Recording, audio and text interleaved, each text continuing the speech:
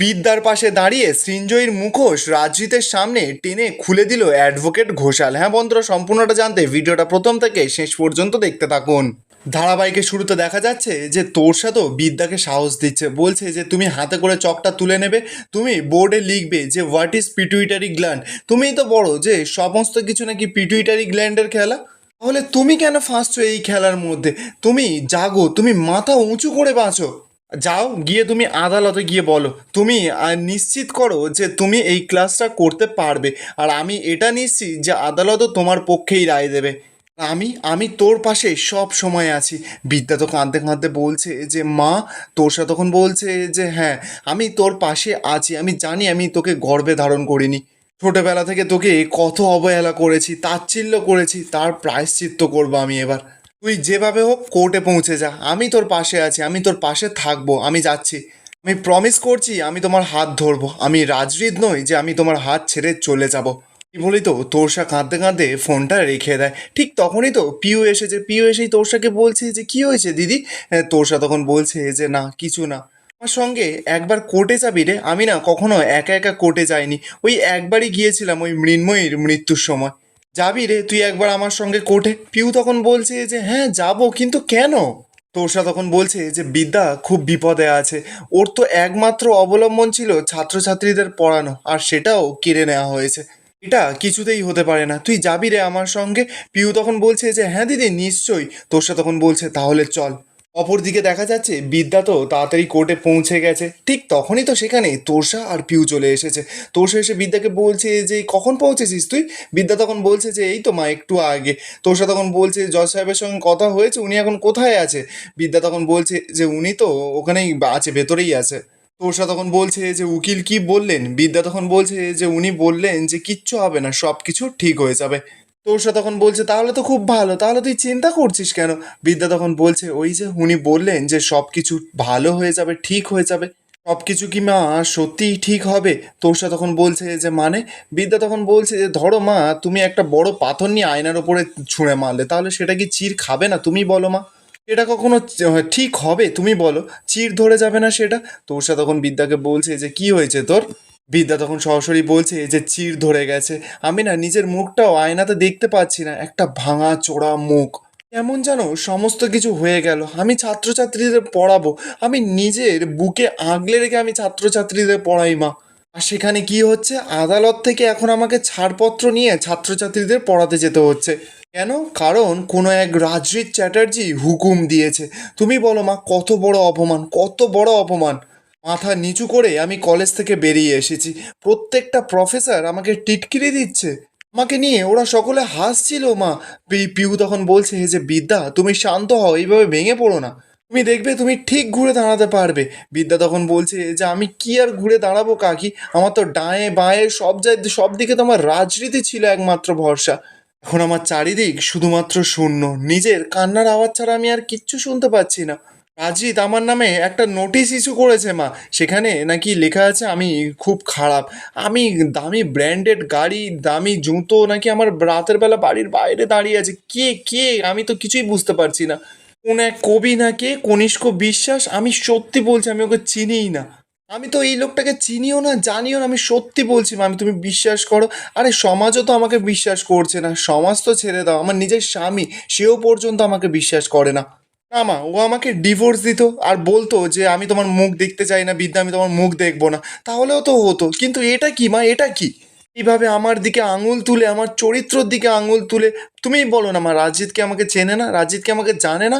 ঠিক তখনই দেখা যাচ্ছে যে সেই উকিলটা এসেছে, উকিলটা বিদ্যার কাছে এসে বলছে যে প্রফেসর বিবি, আপনি একদম চিন্তা করবেন না, আমি অর্ডার বের করে নিয়েছি, আপনি কাল থেকেই ক্লাস করাতে পারবেন। বিদ্যা তখন উকিলটার সামনে হাত জোর করে বলছে যে আমি আপনার কাছে চিরকৃতজ্ঞ রইলাম। উকিলটা তখন বলছে যে কৃতজ্ঞ ফিতজ্ঞ থাকার কোনো দরকার নেই, এটা তো অন্যায় হচ্ছে। আর হ্যাঁ, আপনি যাওয়ার সময় এই ফাইলটা নিয়ে যাবেন, আর গিয়ে ছাত্রছাত্রীদের ভালো করে পড়ান, আপনার মতন কলেজে প্রফেসরের দরকার আছে, এ শুধু ক্লাসে পড়ায় না, বাস্তব জীবনেও পড়ায়। এই বলেই তো উকিলটা ওখান থেকে চলে যায়। তোরসা তো এবার বিদ্যাকে বোঝাচ্ছে, বলছে যে এবার এখান থেকেই তুই ঘুরে দাঁড়া, ঘুরে দাঁড়া তুই এবার, তোর আর দেওয়ালে পিঠ ঠেকে গেছে, তোর এবার এগিয়ে যাওয়া ছাড়া আর কোনো উপায় নেই, তুই এবার লড়াই কর, লড়াই করে সকলকে উপযুক্ত শিক্ষা দে। রাজদেব চ্যাটার্জিকে শিক্ষা দে, রাজরিত, কাশ্যপ, তারপরে কপিল, সবাইকে তুই শিক্ষা দে। তোর মা ছোটবেলায় তোর নামটা বিদ্যা শুধু শুধু এমনি এমনি দেয়নি, সকলকে শিক্ষিত করবার জন্য দিয়েছে। বিদ্যা তো এবার কাঁদছে, তোরসা সঙ্গে সঙ্গে বিদ্যার চোখের জলটা মুছিয়ে দিচ্ছে, বলছে যে তুই একদম কাঁদবি না, চোখের জল মোছ, একদম কাঁদবি না। অপরদিকে দেখা যাচ্ছে যে সৃঞ্জয়ী তো আড়াল থেকে সেই সমস্ত কিছু দেখছিল। এবার তো বিদ্যারা ভেতরে চলে যেতেই সৃঞ্জয়ী তো এবার সেই উকিলটাকে ধরেছে। এই উকিলটা বিদ্যার অর্ডার কপি বের করে দিয়েছিল। সৃঞ্জয়ী তো এবার উকিলটাকে বলছে যে আপনার সঙ্গে আমার কিছু কথা আছে। উকিলটা তখন বলছে যে কী কথা? আর তাছাড়া এমনিতেও আমি এখন বিজি আছি, এখন কথা বলার সময় নেই। সৃঞ্জয়ী তখন বলছে মোটা টাকার কাজ, যত টাকা লাগবে আপনি পেয়ে যাবেন, 50,000, 1 লাখ, 2 লাখ, 10 লাখ। আপনার ফিস বোধহয় ওই 3,000, 4,000, 5,000 হবে, তাই না? আমি 5 লাখ টাকা দিতে পারি। উকিলটা এবার সেটা শুনে সৃঞ্জয়কে বলছে যে কি ব্যাপার বলুন তো। সৃঞ্জয় তখন বলছে যে বলবো বলবো, একটা কোথাও বসতে পারি, আপনার সঙ্গে চা খাবো। তো উকিলটা তখন বলছে যে আসুন। অপরদিকে দেখা যাচ্ছে রাজরি তো ঘরে বসে বসে বিদ্যার কথা চিন্তা করছে। ঠিক তখনই তো সেখানে প্রীতি কফি নিয়ে চলে এসেছে। রাজজিৎ তো এবার কফিটা হাতে ধরিয়ে দিয়েছে। প্রীতি তো এবার রাজজিৎকে বলছে যে কী রে, তুই এত তাড়াতাড়ি ফিরে এলি? রাজজিৎ তখন বলছে যে কাজ শেষ হয়ে গেল, তাই জন্য ফিরে এলাম। রাজজিতের তো মনটা খুব খারাপ। রাজজিৎ তখন প্রীতিকে বলছে যে আর ড্যাডির কী খবর, ড্যাডি কী করছে? প্রীতি তখন রাজজিৎকে নাটক করতে করতে বলছে যে ড্যাডি তো এখন ঘুমাচ্ছে, কিন্তু জানিস তো ড্যাডির ভাগ্যটা খুব ভালো, তোর মতন একটা পুত্র সন্তান পেয়েছে। রাজজিৎ তখন বলছে যে আমি জানি একজন সন্তানের কর্তব্য পিতা মাতা আর তার। রুষা তখনই এসে রাজজিৎকে বলছে যে আজ স্ত্রীর স্ত্রীর কর্তব্যটা। রাজজিৎ তখন এবার উঠে এসে রুষাকে বড় বড় জ্ঞান দিচ্ছে। রুষাকে বলছে যে রুষা, তোর বয়সটা না এখন অনেকটা কম, তাই ভারী ভারী প্রশ্নগুলো আমাকে করিস না। তুই যখন কাউকে ভালোবাসবি, তারপর কোনো সম্পর্কে জড়াবি, আবার বিয়ে করবি, ততক্ষণ পর্যন্ত না এই রসায়নটা তুই বুঝতে পারবি না। রুষা তখন সরাসরি বলছে যে না, তোর মতন বুঝতে চাইও না, যদি বেশি বুঝে ফেলি না তাহলে তোদের মতন সম্পর্কটা আমাদেরও হবে। ঠিক তখনই তো সেখানে পায়েল এসেছে। পায়েল এসে রুষাকে আজে বাজে কথা বলছে, বলছে যে রুষা মুখ সামলে একদম কথা বল, তোর এত বড় সাহস হয়ে গেছে। রুষাও তো এবার রেগে যায়, পায়েলকে বলছে যে তুই বকছিস কেন আমাকে, তুই কি দাবড়ানি দিবি, তুই আমার মুখ বন্ধ করে দিবি? প্রীতিও তখন রুষাকে বলছে যে রুষা আস্তে কথা বল, পাপা কিন্তু ওই ঘরেই রয়েছে, যদি শুনতে পায়। প্রীতি তখন বলছে যে সেই সেন্স আছে নাকি ওর? প্রীতিতে এবার রুষাকে বলছে এই যে বড্ড এখন ভালোবাসার মানুষ হয়েছে না ওই বিদ্যা ব্যানার্জি। ঠিক তখনই দেখা যাচ্ছে যে রাজজিতের ফোনে তো অ্যাডভোকেট ঘোষাল ফোন করেছে, মানে যে বিদ্যার কলেজে ক্লাস করানোর কাগজটা বের করে দিয়েছে। অ্যাডভোকেট ঘোষাল এবার রাজজিৎকে বলছে যে আপনি কীরকম ধরনের মানুষ, হ্যাঁ? দেশে কি আইন কানুন বলে কিচ্ছু নেই? একজন প্রফেসরকে আপনি অসম্মান করে অপমান করে কলেজ থেকে বের করে দিলেন, হ্যাঁ? আচ্ছা, আপনি কি ভেবেছেন যে আপনার হাতে পাওয়ার আছে বলে আপনি যা ইচ্ছা করতে পারেন, দেশে আইন কানুন কিচ্ছু নেই?